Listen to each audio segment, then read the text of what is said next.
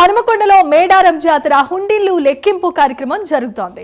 హనుమకొండలో TTD కళ్యాణ మండపంలో ఈ లెక్కింపు కొనసాగుతోంది. అంతకు ముందుకు మేడారం జాతర హుండీలకు మంత్రి కొండా సురేఖ పూజలు చేశారు.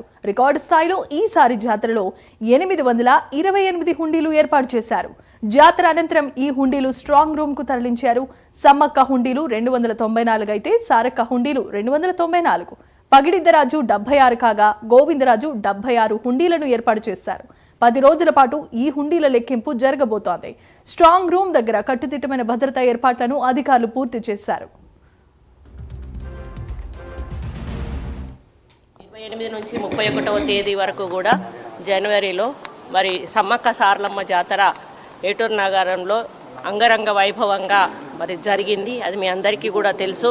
మరి కోట్లాది మంది భక్తులు వచ్చి కొంగు బంగారమైనటువంటి సమ్మక్క సారలమ్మ తల్లిని దర్శించుకొని మొక్కులు చెల్లించుకొని మరి మళ్ళీ సంవత్సరం వచ్చి ఎప్పుడైతే వస్తుందో పండగ అప్పుడు వస్తామని చెప్పి వాళ్ళు కానుకలు సమర్పించుకొని మరి చాలా ప్రశాంతంగా వచ్చి మంచి క్షేమంగా వచ్చి లాభంగా వాళ్ళు వెళ్ళడం జరిగింది.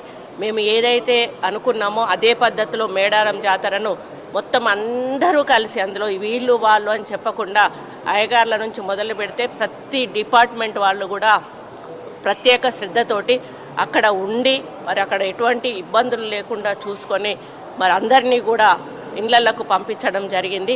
మరి అటువంటి జాతర గతంలో మనకు 1.5 జనాభా వచ్చిన భక్తులు వచ్చిన సందర్భం అయితే ఈసారి దాదాపు మొదటి అంటే ప్రీ మేడారం నుంచి కూడా 2.5 కోట్ల వరకు కూడా వచ్చారని ఈసారి అంచనా వేయడం జరిగింది.